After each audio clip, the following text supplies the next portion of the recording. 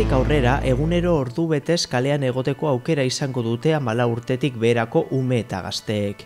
Hilabete baino gehiago eman dute konfinamenduan eta elkarte zein eragile ugari batu dira kalera irteten uztearen aldeko aldarrira. Umeak eta gazteak baztertuak izan direla guztiz, ezta? Ez da inolako legerik sortu beraiek babesteko, haize fresko pizkata hartu ahal izateko. Umeen kasuan, batez ere 6 urtetik berako umeen kasuan, oso gomendagarria da kaletik irtetea.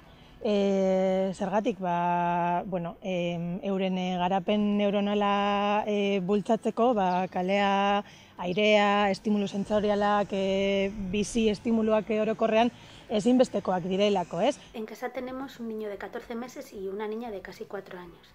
Y lo que hemos intentado hacer nosotros los adultos es crear una nueva rutina para ellos en la que, a lo largo del día tengan un poquito de todo. Gertatzen da, bebai, intelektualki ez daudela prest, oso txikiak direlako, euren emozioak egoera honetan askatzeko edo adierazteko.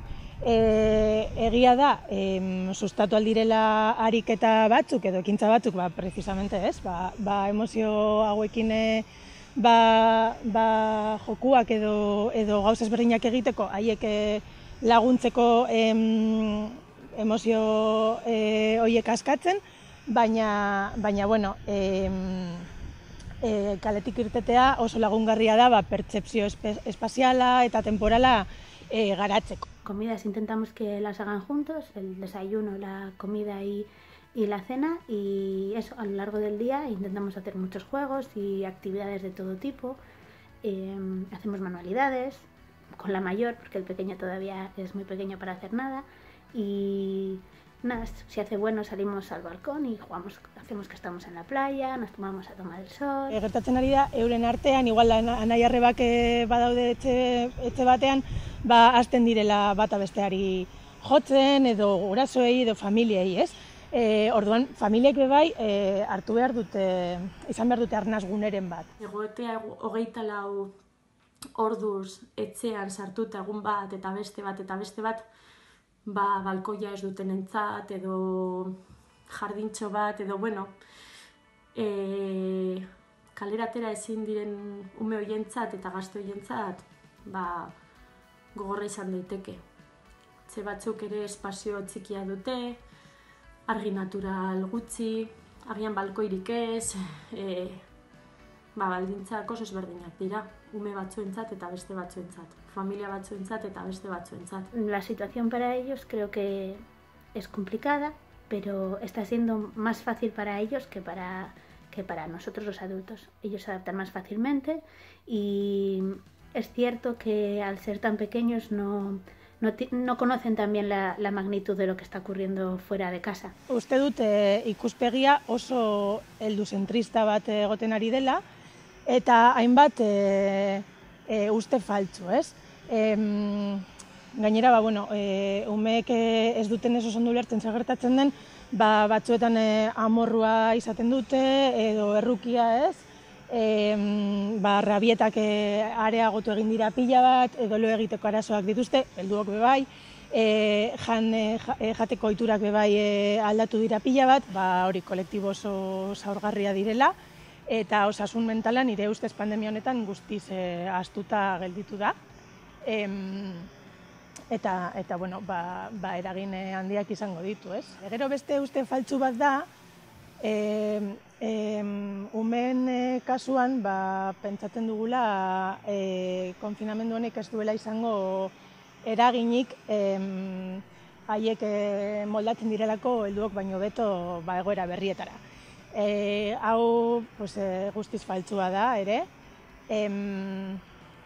hasi bitartean medio naturala behar dutelako garatzeko, ez? Gertatzen ari dabe bai, adin txikiko pertsoneia da, umei batez be, haiek pairatzen dituzten tratu txarrak areagotu egin direla, igual familiek bebai, haien osasun psikologikoa ez dagoelako ondo momentu honetan, normala den bezala, eta orduan tratu txar horiek areagotu egin dira, eta bebai ezin dugu ahaztu indarkeria matxistak bebai eragina daukala honetan, umeek bebai pairatzen dituztelako indarkeria honen eragina. ¿Cómo les afectará esto en el futuro? No podemos saberlo hasta que esta situación se normalice en la medida de lo posible, pero soy positiva y creo que más allá de que ellos recuerden el tiempo que han pasado encerrados, no creo que vaya a haber mucho más.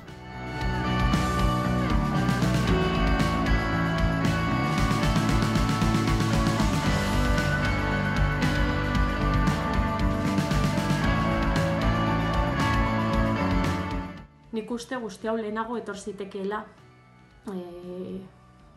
bestein bat lurraldeetan, bestein bat lekutan,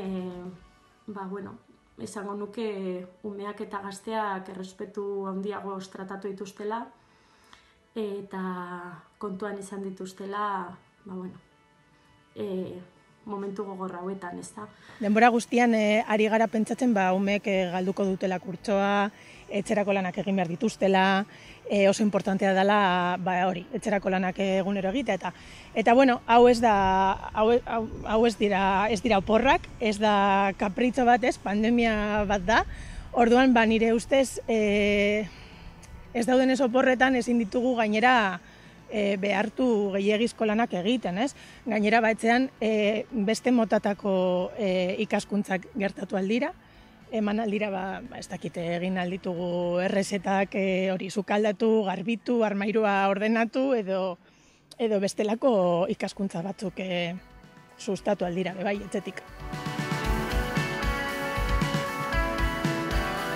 Orain aipatu berri dute, aprilaren 27tik aurrera, 0-12 urte bitarteko umeak ateralko direla kalera, noski arauak errespetatuz eta ziurrenik etxean asko praktikatu beharko dugu kalera ateratzea kaos bat ez izateko. Beraiek kalera aterako dira, baina ez ohituta dauden bezala eta hori oso argi eduki behar dugu, errespetatu behar dela eta agian familia askorentzat antzietatea sortuko du kalera ateratzeko momentu horrek, agian ere nolabait familiarizatu behar gara egoera berri honekin eta ikasiko dugu nola funtzionatu kalean ere. Nire ustez, ez dakit, medikoki igual pizkat arriskutsua izan daiteke, horrek eskatzen duelako konfidantza osoa izatea biztanlerian, ez?